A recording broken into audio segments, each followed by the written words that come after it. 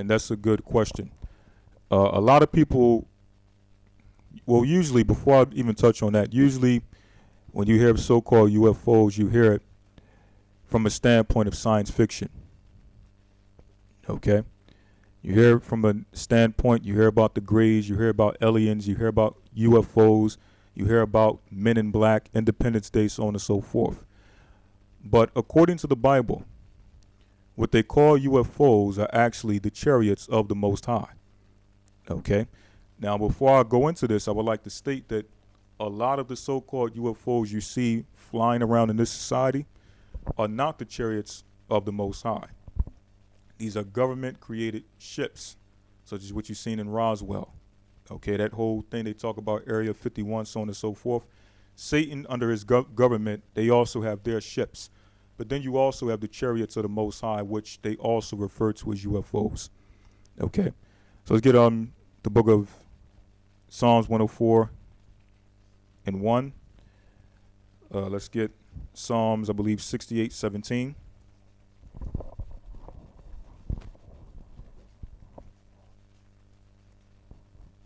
All right. It's been a while since we actually went to the understanding of the chariots. Okay, let's read that first. Psalms 104 and 1. Psalms chapter 104, verse 1. Blessed be the Most High, O my soul. O Most High, my power, thou art very great.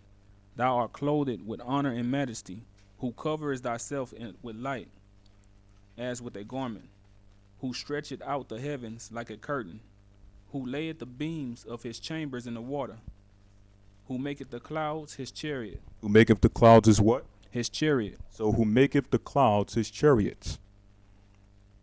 Okay. Now we know chariots in the earth are known for what? They're known for transportation, for traveling. Now, according to the Bible, it states that the Most High maketh the clouds his chariots. Which means what? The Most High also has his, what you would call, transportation methods, which transportation devices. Okay? And this is what the society refers to as UFOs. All right? Read that again.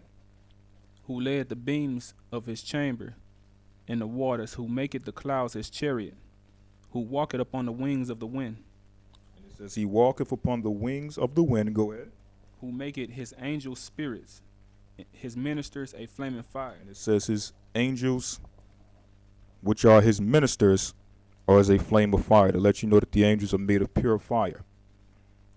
All right, let's try Psalm 68 and 17. Let me see if that's another one. All right. Got that? Yeah. Psalm chapter 68, verse 17. The chariots of the Most High are 20,000, even thousands of angels. So we just read in the book of Psalms 104, in about the 3rd chapter, that the Most High maketh the clouds his chariots. Now we went there to show you that the Most High has his means of transportation. Okay? Now we're reading in the book of Psalms 68 and 17 that what? It said the chariots of the Most High are 20,000, even thousands of angels. And it says the chariots of the Most High are 20,000s, even thousands of angels. Okay, go ahead. The Most High is among them as in Sinai. And it says the Most High is among them as in Sinai. Okay, which means that these chariots, these so-called UFOs, are actually angelic forces. Okay, angelic beings which travel to and fro in the earth. Okay, let's get that in the book of, you got it? Okay. Yes, sir. Go ahead. Started Daniel chapter 7, verse 9. I beheld till the thrones were cast down, and the ancients of days did sit. This is about the angels, right? How they travel, right? Go ahead. You said it. Because it says the chariots are thousands and thousands of angels.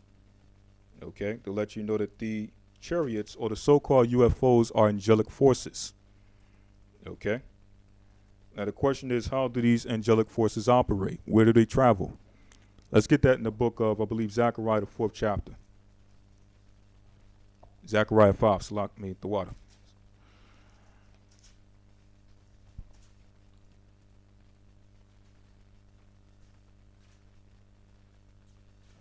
Read that Zechariah 5, and you can start at verse 1. Zechariah chapter 5, verse 1. Then I turned and lifted up mine eyes and looked, and behold, a flying roll. It says, he beheld a flying roll. Okay, similar to what Ezekiel saw when you read Ezekiel, the first chapter, and Ezekiel, the 10th chapter. Go ahead. Verse 2. And he said unto me, What seest thou? And I answered, I see a flying roll. It says, he sees a flying roll. Go ahead. This is what they will call in this society a UFO. Go ahead. The length thereof is 20 cubits, and the breadth thereof is 10 cubits. Then said he unto me, This is the curse that goeth forth over the face of the whole earth. It says, this is the curse that goeth about on the face of the whole earth. For every one that stealeth shall be cut off as on this side. So it says, everyone that stealeth shall be cut off on this side. Okay, to let you know that these vehicles, these angelic forces are used for judgment. Go ahead. According to it. And every one that sweareth shall be cut off as on that side, according to it. All right, go ahead. Verse 4. I will bring it forth, said the Most High of hosts, and it shall enter into the house of the thief. And it says, it shall enter into the house of the thief. So you notice that there's a lot of angelic activity in the places that have been established by thievery, war, and bloodshed. Okay? Now, also, as I stated earlier, some of those ships that you see are not the Most High's angelic forces, but are instead Satan's angelic forces. Because remember, he has angels that operate under him also. And through their technology, through what they call Area 51, they have been able to craft and create their own ships. Okay? Go ahead. In into the house of him that sweareth falsely by my name. And the house of him that swear falsely by his name. Now, this is another one I want to get. Not that one in particular. The one that says that the eyes of the Lord, the one that goes into the eyes of the Lord. Okay, here's another purpose of the so-called UFOs or angelic forces. All right, somebody get that for me on the eyes of the Lord. Here we go. Proverbs 15 and 3.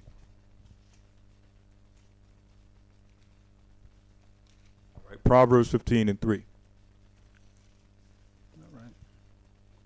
Proverbs chapter 15, verse 3. The eyes of the Most High are in every place. So what are the eyes of the Lord? The eyes of the Lord are the angels. Go ahead. Beholding the evil and the good. Beholding the evil and the good. So it says the eyes of the Lord are in every place. So every single place, every quarter of this earth you can imagine, the angels are present. And it says they behold the evil and the good. When you go to the book of Revelations, it refers to the angels of the seven churches as what? The eyes of the Lord. Okay? To show you that the eyes of the Lord are angels. Now there's many precepts that go into the angels, go into the angelic forces, but I'm just giving you a quick summary on what this society called the so-called UFOs. Okay?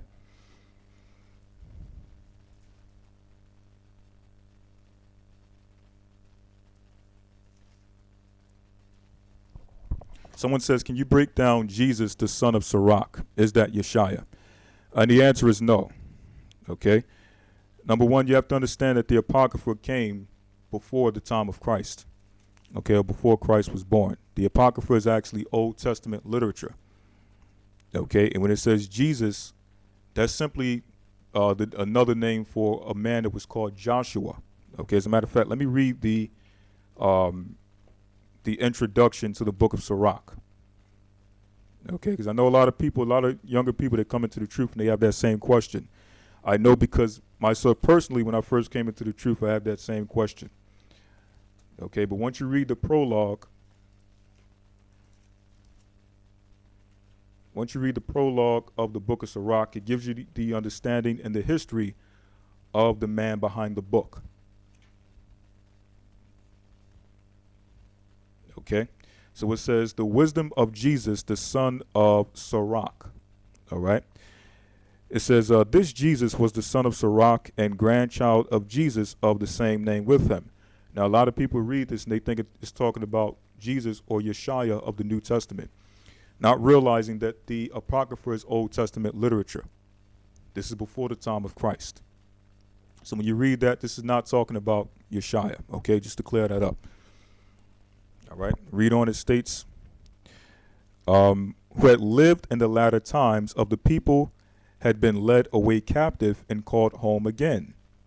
And almost after all the prophets, now his grandfather Jesus, as he was himself, witnesseth, was a great man of great diligence and wisdom among the Hebrews, who did not only gather the grave and short sentences of wise men that had been before him, but himself also uttered some of his words, or some of his own, full of much understanding and wisdom. When as therefore the first Jesus died, leaving this book also perfected, Sirach his son, receiving it after him, left it to his own son, Jesus, or Joshua. Okay, so no, this is not talking about Christ. All right.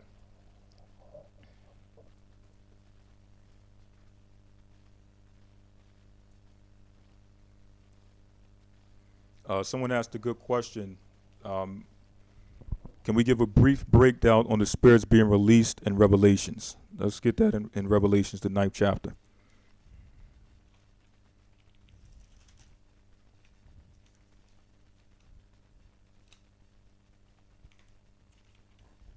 All right. And I don't think I have the Book of Jubilees with me to show how the angels or the demons, the spirits during the time of Noah, were bound. Okay, how 9% or 90% of the angels were bound, or the spirits or demons were bound. But we're going to go to Revelations to show you how they were released and when they were released. Okay,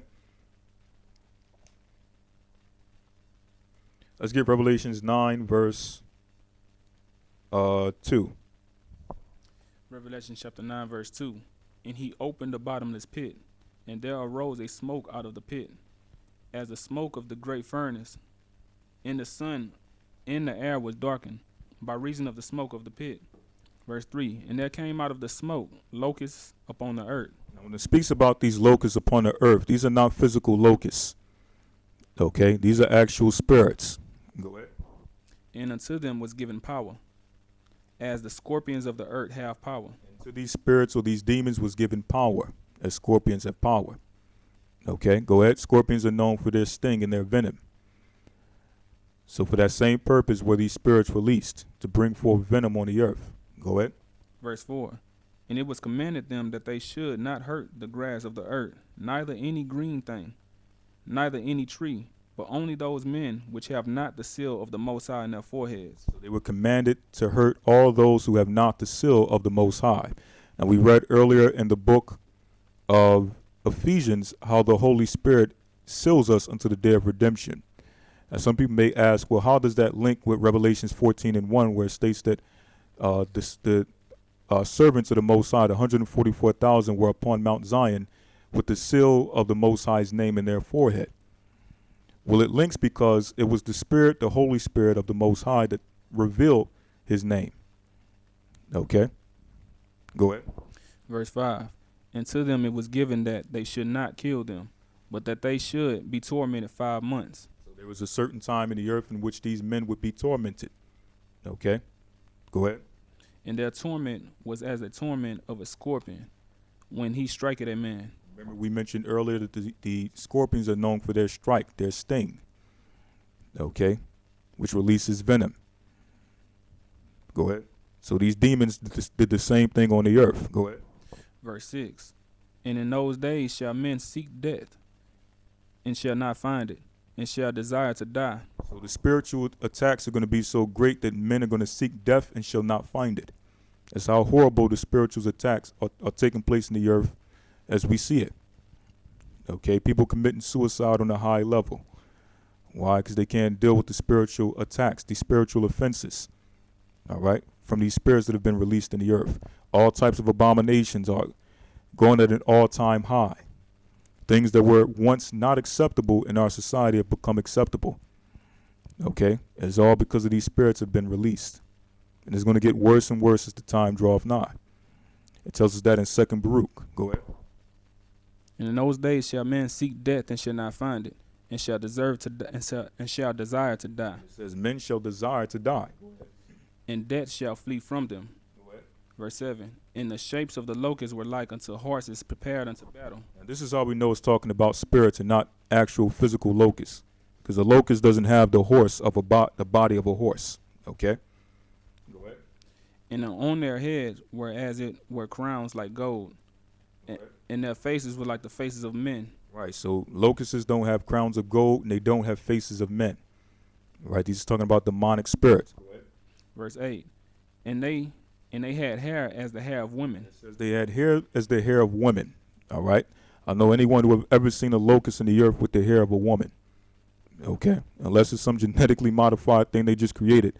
Other than that, you have never in your life seen a locust with the hair of a woman, with the crown of gold, the face of a man, and the body of a horse.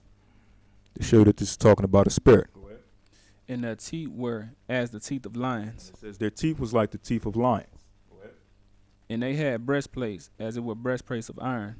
And the sound of their wings was as the sound of chariots, of many horses running to battle. So these spirits, just like we're fighting in Christ's army, these spirits are fighting in Satan's army. Okay, it's describing them as soldiers with breastplates, riding upon horses and chariots, representing warfare. Okay, Ephesians 6 and 12, real quick. Okay.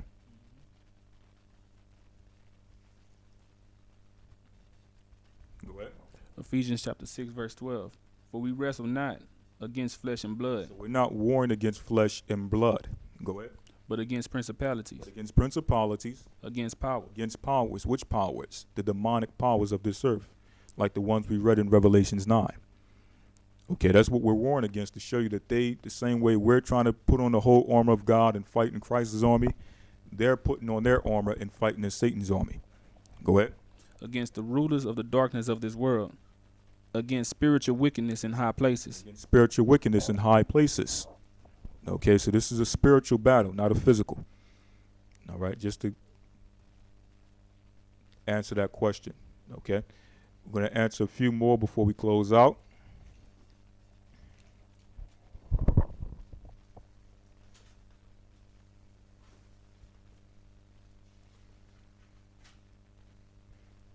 Okay, someone says, could you please tell me what tribe do the people of Nigeria come from? That's a good question. Predominantly the people of West Africa are Judah, Benjamin, and Levi. Okay. Now, as far as the Nigerian people, the exact tribe, I have to look into the exact tribe in which they come from. Okay. But they're predominantly the people of Judah, Benjamin, and Levi. Okay.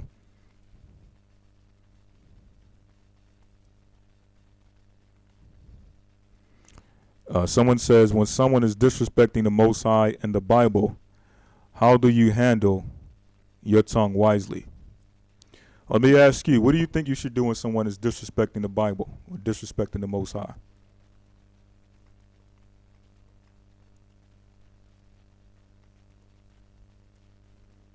Because we get a lot of these questions, like people get offended. Sometimes when, these little battles may come about, people may speak against the Bible, may speak against the Most High. How do you think you should handle the situation, Skill Pill?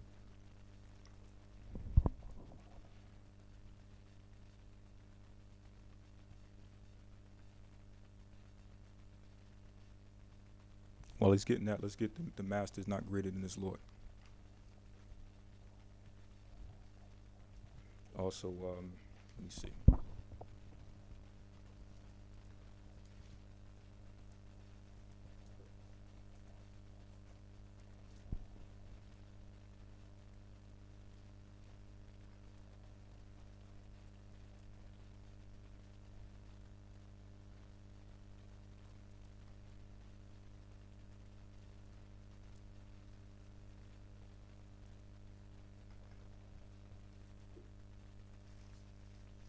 All right, just 1 second.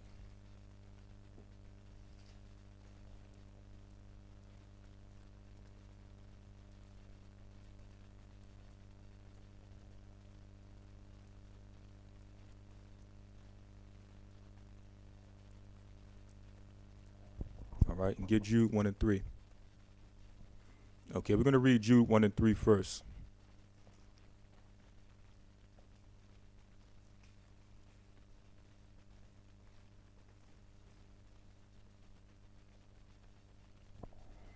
Okay, Skill Pill says, get at them with the scriptures. All right. There's a few aspects to this. When people ask, what do we do when people speak against the Most High, they speak against the Bible. Let's get Jude 1 and 3, also 2 Corinthians 10 and 5. All right, you can just read that one first and we'll jump over. Go ahead. Jude chapter 1 verse 3. Beloved, when I gave all diligence to write unto you of the common salvation, it was needful for me to write unto you and exhort you that you should earnestly contend for the faith. That you must do what? Contend for the faith. So the Bible states that we must earnestly contend for the faith. Now notice it says earnestly. Okay, which means it can't turn into a personal battle. It can't turn into something personal. And I think that's the mistake that a lot of brothers and sisters make. Okay, there's a difference between earnestly contending for the faith and then turning it into a personal matter. Okay, when people start going into, you notice people start going into personal things based on things they're dealing with. You now have to figure out exactly what it is this person is dealing with. What is the root of their issue that causes them to spew out such anger against the Most High? Because usually there's a root problem or a root issue that at one point in their life they believe, but something happened to turn this person over to being a non-believer. Okay? But the Bible states that we must earnestly contend for the faith. Okay? Which means when people are trying to debate, they're trying to come against this word, they're trying to come against the Bible, you must contend for the faith. You must speak for the Most High's word to prove its validity and to prove its truth. Okay? Now, if people want to just go into foolish conversations, just go on tit for tat, then that's when the scriptures speak about if you're dealing with a heretic, after the first and second admonition, you must reject. Which means you're not going to go tit for tat back and forth with a person who's just arguing just to argue. Okay, who really don't want the true answer. They just want to argue and try to prove the Bible wrong. Okay, that's not contending for the faith. Also, let's get 2 Corinthians 10 and 5.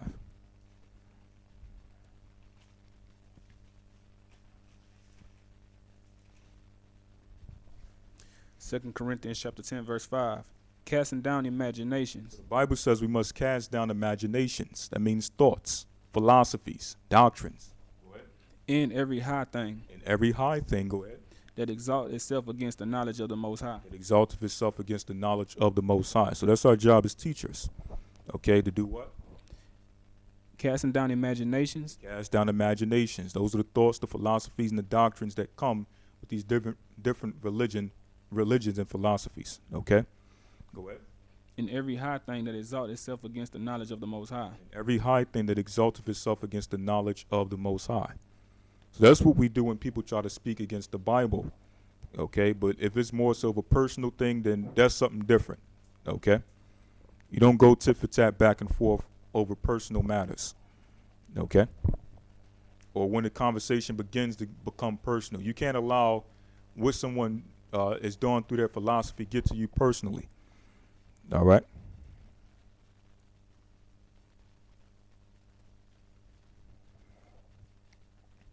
All right, we're going to do one more question. Someone asked, explain 1 Timothy 4, 1 through 5. All right, good question. 1 Timothy 4, 1 through 5. Okay, I believe that's the one about the meats, Thanksgiving.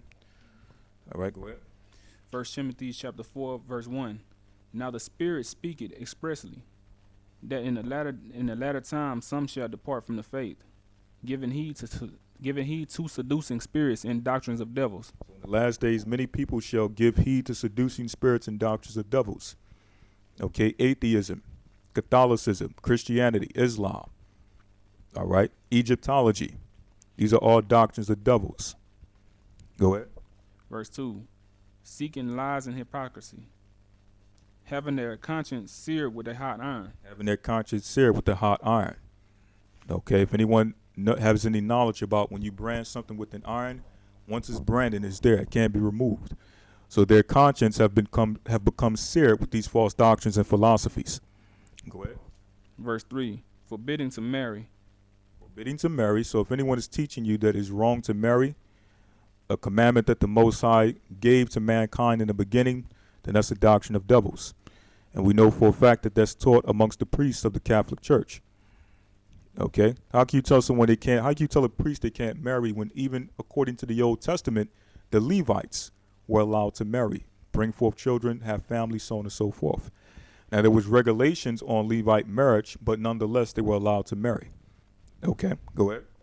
And commanding to abstain from meats. And commanding to abstain from meats. Now I'm assuming this is pretty much the key point of your question when it says to abstain from meats, or telling people to abstain from meats. Now, in order to understand what Paul is talking about in 1 Timothy, you must have a background knowledge of some of the doctrines that were swimming around in the New Testament church.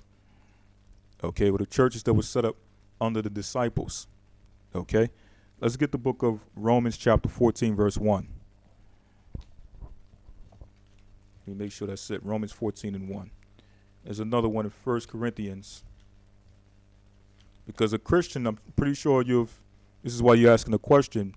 A Christian will read this and tell you that it's wrong for you to tell them to abstain from meat, such as pork, shrimp, crab, lobster, so on and so forth. But that's not what the Bible is talking about.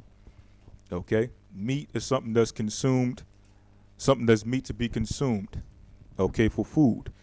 A pig, a shrimp, a crab, a lobster, a shellfish was never created or made to be consumed for food. Okay, so it don't even fall under the category of meat. All right. I believe it's 1 Corinthians 8, but you can get the one in Romans 14 first. Romans 14 and 1. Romans chapter 14, verse 1. Him that is weak in the faith receive you. Now it says, him that is weak in the faith receive ye. Go ahead. But not to doubtful disputation. Not to doubtful disputations. Now, why does it say him that is weak in the faith? Like, who are the people who are weak in the faith? It's going to show you as we read on. Okay, we're going to get a precept to show you what it's talking about when it says ye that are weak in the faith. All right, go ahead. What's that, Corinthians? 1 Corinthians 8. 1 Corinthians 8. All right, we're going to get that next. Let's stay in Romans 14. All right, verse 2. For one believeth that he may eat all things. It says, but not, going back to verse 1, but not to doubtful disputations. So if you have a brother or sister that's weak in the faith, according to what we're about to read, according to the context, you can receive them, but not to doubtful disputation. Which means when you receive this person, don't let it turn into a dispute. Okay, or don't open yourself up for a dispute. If you know they don't agree, if they're not trying to change their thought process, then don't even deal with it. Okay? Because it's only going to lead to a doubtful disputation. Now the question is why? Go ahead. Another who is weak eateth herbs. It says, for one believeth he may eat all things. Now the question is, what does it mean when it says all things? This is talking about all things that are lawful according to the commandments. And we're going to prove it. Okay? All things that are lawful according to the commandments. And it's also going into things that are sacrificed unto idols. Okay? We're going to show you the precept in 1 Corinthians 8. Him who is weak. And him who is weak, we're going to show you why he's weak. Eateth herbs. Eateth herbs, decides to stick to vegetation. All right? Now let's go to 1 Corinthians 8 to show you what this is talking about.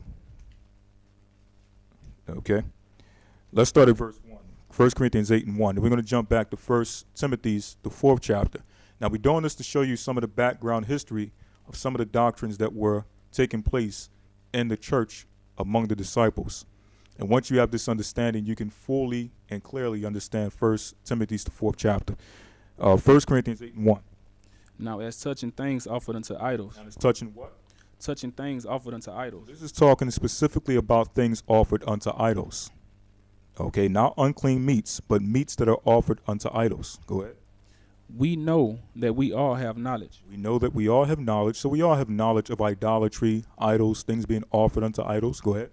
Knowledge puffeth up. But knowledge puffeth up. Go ahead. But charity edifieth. But charity is what edifies. Go ahead.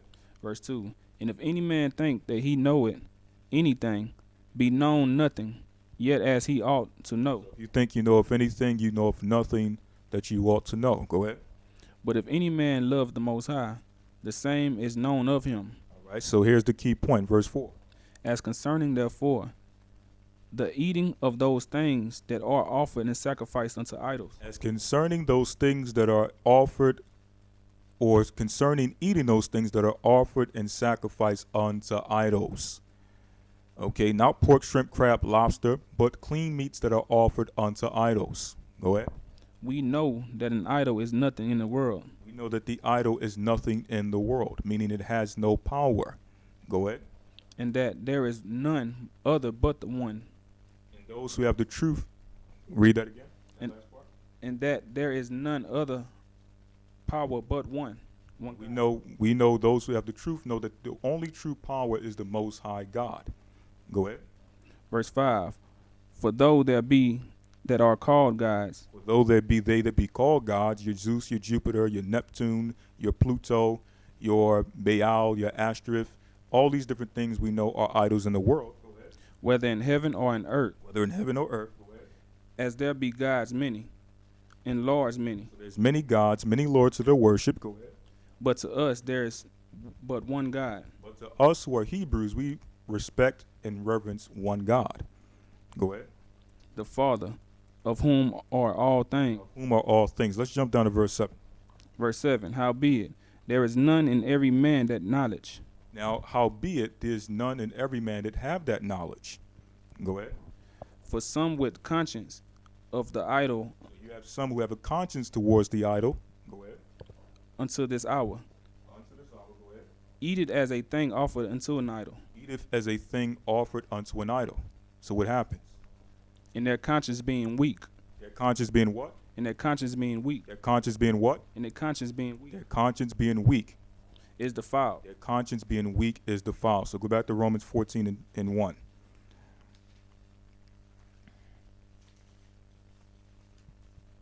Go ahead. Romans 14 and 1. Him that is weak in the faith, Now, who is he that is weak in the faith? Who is this talking about?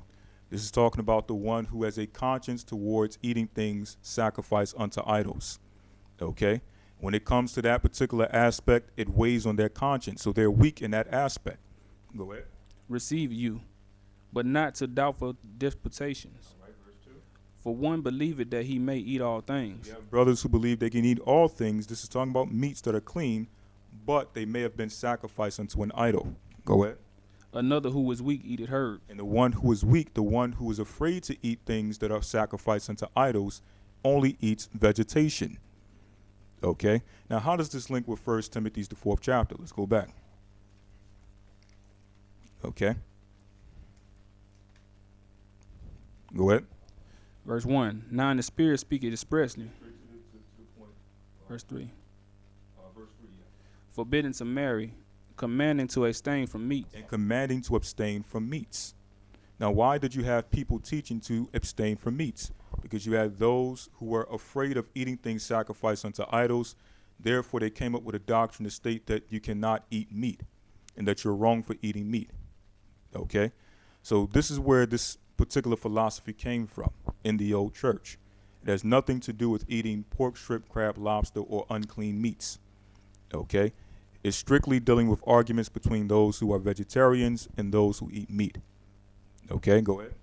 Which the Most High had created to be received with thanksgiving. So now, if you teach to abstain from meats, that a person cannot eat meats that are what? That the Most High had created to be received with thanksgiving. That the Most High have created to be received with thanksgiving. So the question is, which meats have the Most High created to be received with thanksgiving? Common sense. In order to understand that, you got to go to Leviticus, the 11th chapter. These are the things that you may eat, and then he goes into the clean beasts that you're not supposed to eat. And those were the things that were offered for thanksgiving, okay, that were giving for offerings. So if you tell somebody that they cannot eat the clean things that the Most High have sanctified, then that's a false doctrine. Go ahead. Which the Most High had created to be received with thanksgiving. The Most High did not create pork, shrimp, crab, lobster, shellfish, or any of those other things to be received with thanksgiving. Okay, go ahead. Of them which believe and know the truth. Them which believe and know the truth. Who are they who believe and know the truth? Psalms 119, 142.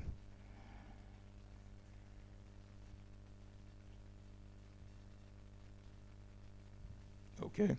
Because if you want to talk about the truth, you must be able to identify the truth. All right? So Psalms 119, 142. Go ahead.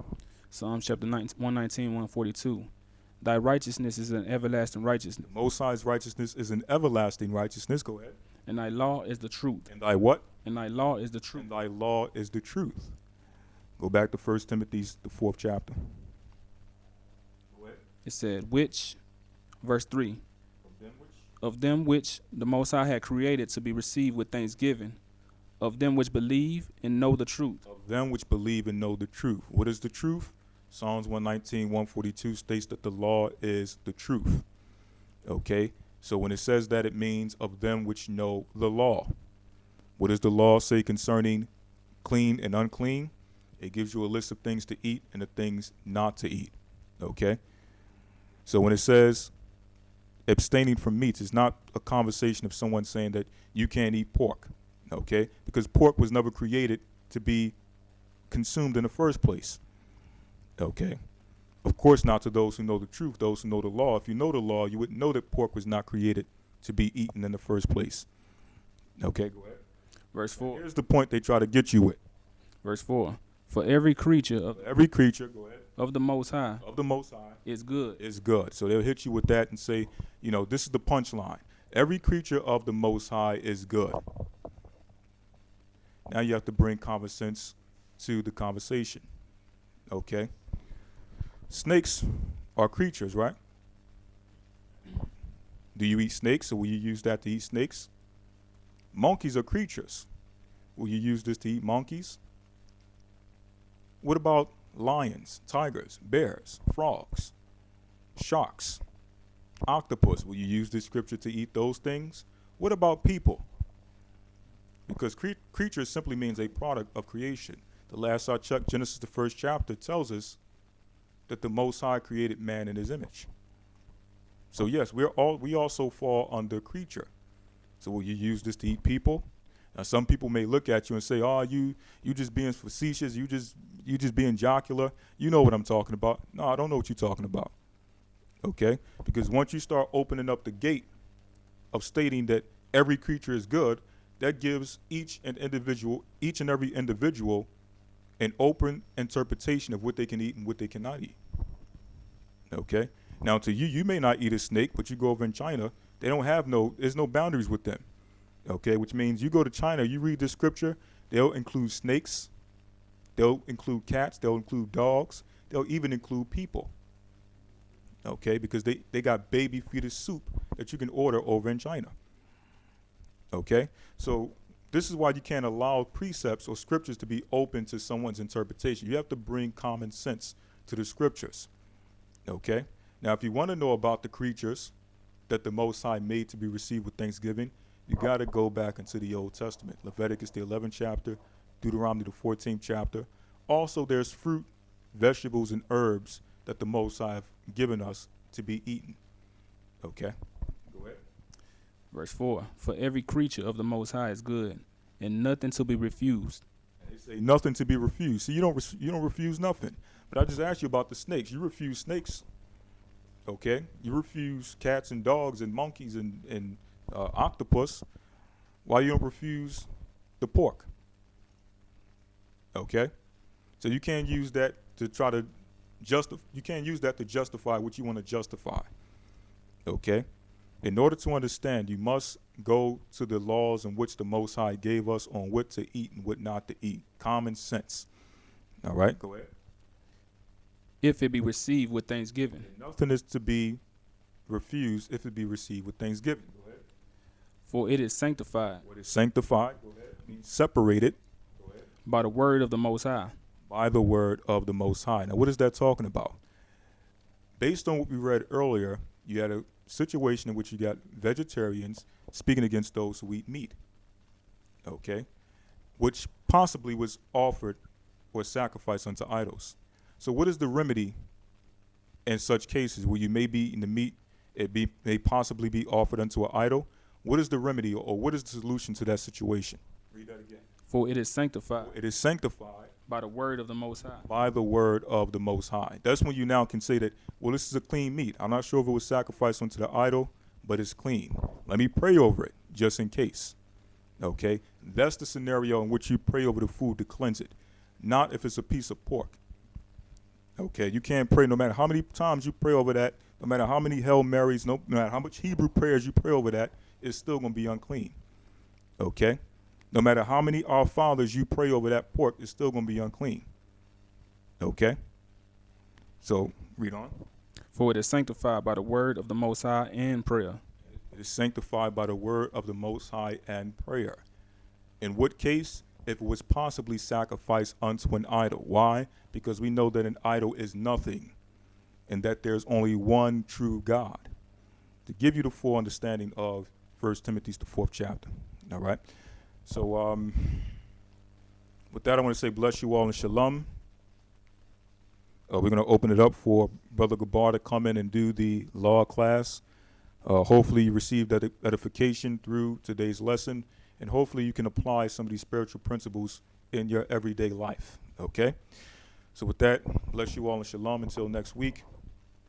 We want to pray that you all have a safe Sabbath. Okay? Shalom.